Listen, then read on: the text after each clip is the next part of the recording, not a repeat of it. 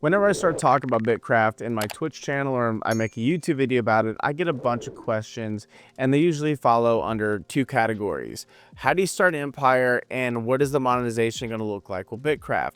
Well, good news, BitCraft just dropped a monetization blog, which we'll be covering a little bit later on in the video, but I mainly want to start off by talking about the empires and how they work and how there's even PvP associated with it. But if BitCraft or BitCraft, depending on where you are on the internet, is completely new to you, let me give you a quick rundown. BitCraft Online is a sandbox, somewhat cozy MMORPG from Clockwork Labs that drops players into a single, persistent, procedurally generated world, a massive seamless planet with diverse biomes like forests, deserts, and ancient ruins.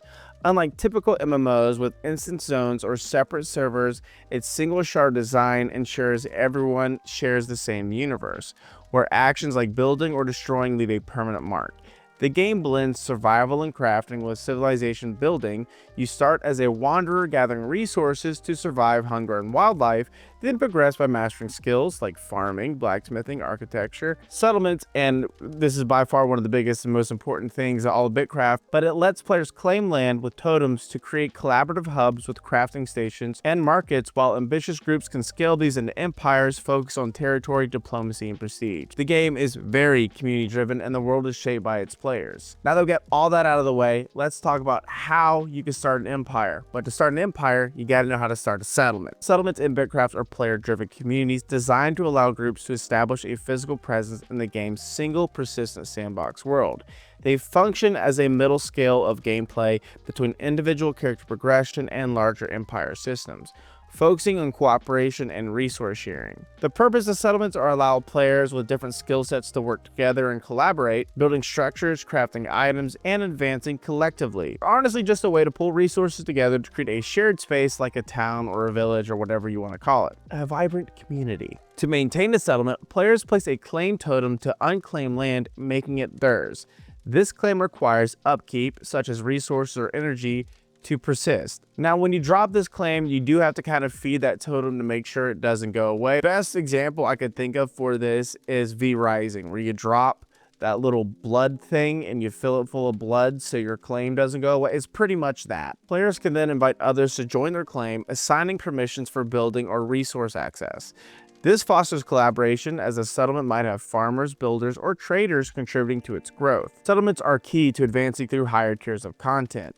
If you want to go farther in the game, you're going to have to be a part of a settlement. You could honestly be a solo player and just like waddle on into someone's settlement, but some settlements might require permissions, so you might have to actually join them as a group. Now, how to form a settlement in BitCraft? First, obviously, you have to claim a plot. Find an unclaimed piece of land, drop your totem, and establish the settlement. This totem defines the boundaries of your claim and must be placed away from other claims or neutral zones like ruins. But to get there, you'll need to have progressed enough in your character's skill to unlock the ability to claim land and to build a totem. You're going to need to gather basic resources like wood and stone and use it, build the totem, drop it. Once established, like I said, the settlement requires maintenance to remain alive. This involves supplying with resources or energy. Upgrading the claim increases its duration and allows more players to join. So the more you upgrade it, the more people can get involved in your group. And that's when you start inviting others. So go out, actively recruit other players to contribute. They can build, craft, or manage resources within the settlement, strengthening it over time.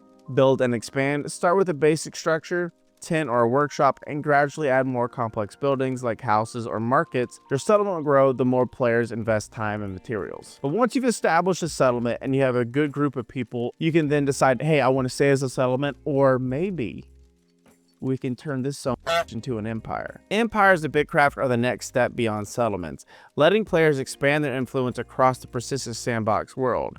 They're about territorial control, prestige, and flexing your legacy, built on foundation of cooperation and strategy. Empires let you claim and manage large swaths of land, showing off the cosmetic flair like banners or statues. They're not really about practical crafting, but more dominance. Start with a settlement claim, research empire infrastructure, and found an empire using hexite shards from your personal vault. Your claim becomes the capital, and then you could place a foundry which crafts hexite capsules to fuel expansion and upkeep. Now, the social aspect of an empire is to recruit other settlements to align with your empire, delegate roles like having the difference between citizens and nobles and authorities, like knights, and manage permissions. It's a team effort to grow and maintain your reach. One of the things I want to talk about is nobility in the game. You could set a resource pool where people or other players can donate to the resource pool, and when they donate, they can gain a nobility status, which honestly is just like taxing your people. You progress or expand your empire by building watchtowers, which is a 3x3 map grid of hexite capsules.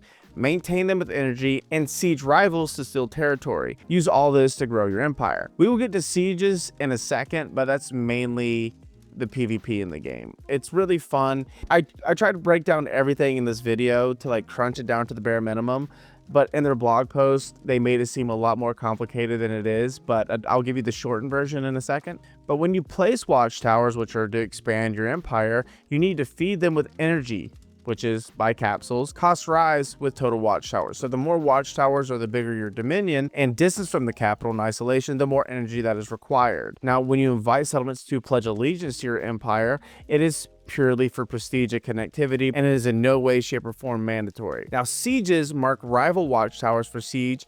You use a capsule to start a cannon attack, and you drain their energy. When you win, you claim that watchtower for your empire, and if you lose, they hold strong and they get extra energy. On top of that, you could then assign roles within your empire and give people certain titles, once again going back to nobility, but it's just a fun thing you can do, and empires are not necessary. However, if you're a player or a solo player, you can go and pledge allegiance to an empire by going up to one of their watchtowers, and you could be a part of a settlement that's just completely attached to an entirely different empire. So there is a difference between settlement allegiance and player allegiance, if that makes any sense. So some key notes, which is the monetization tie-in.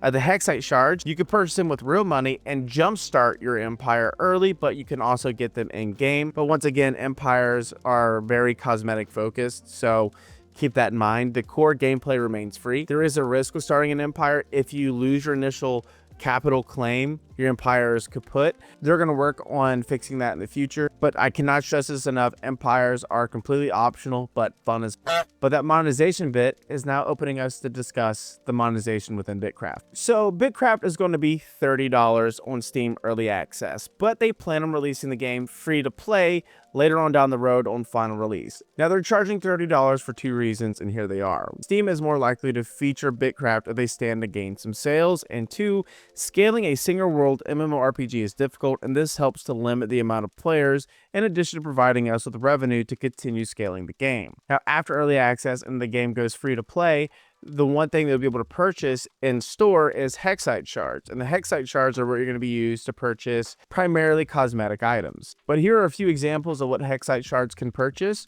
Create custom empire emblems and banners. Place empire cosmetics, which are statues, banners, flags, etc. You could purchase hexite capsules required for empire territory defense and capture. Create empire themed custom character cosmetics like capes or ambient effects. And in the future, but still during Steam Early Access, they plan to offer building pathways cosmetics, which are cosmetic building variants, glowing pathways, stylized walls, etc. And last but not least, in the future, but still during Steam Early Access, they plan to offer premium character scale cosmetics. And I do want to read the last bit of their article so you guys have a little bit more understanding on their standpoint. As a reminder, the original reason we decided BitCraft should be free to play for the initial release is that we want the game to be accessible as possible. A single world community driven MMORPG lives or dies by its community, so we want to make that community as large and vibrant as possible. It's possible that in the future we decide it's better to monetize the game with a subscription, albeit with a smaller but more dedicated community. At this moment, however, they feel that eventually making BitCraft free to play with a larger community still makes sense. And their parting thoughts is whenever game companies discuss monetization plans, the premise ping-pongs between this greedy game company is secretly planning to screw us with over monetization, pay to win, or microtransactions, and they'll never survive because they're not monetizing enough. The latter kind always tickles me because we're the ones who have dedicated 7 years of our lives to this task. Not them, but they appreciate the concern. The thing is though, games need to get their monetization right. They intend to do their best to get this right for us, the community, the people that play BitCraft, and the whole team of developers who are counting on the game. And what they're planning on doing with the monetization is an example of that. And they want to say that if the current plan doesn't work, they can always modify or change it. They want BitCraft to be around for many years to come, and the necessity is having a successful monetization strategy. But that's it. That's how settlements work, empires work, and the monetization. I do enjoy how they're going to do monetization for right now. They're really focusing on getting people in their game and getting Steam to pretty much promote their game. So I'm all for it. All eyes on BitCraft. Yes, thumbs up. But what do you guys think? Let me know in the comments down below. But while you guys are down there commenting, be sure to subscribe and turn on that notification bell so you know when I upload a video. If you want to know the exact moment to upload a video, be sure to join the Discord. The Discord is a super happy, friendly place where everyone is welcome. If you're watching this right now, this very second, there's a chance that I'm streaming on Twitch.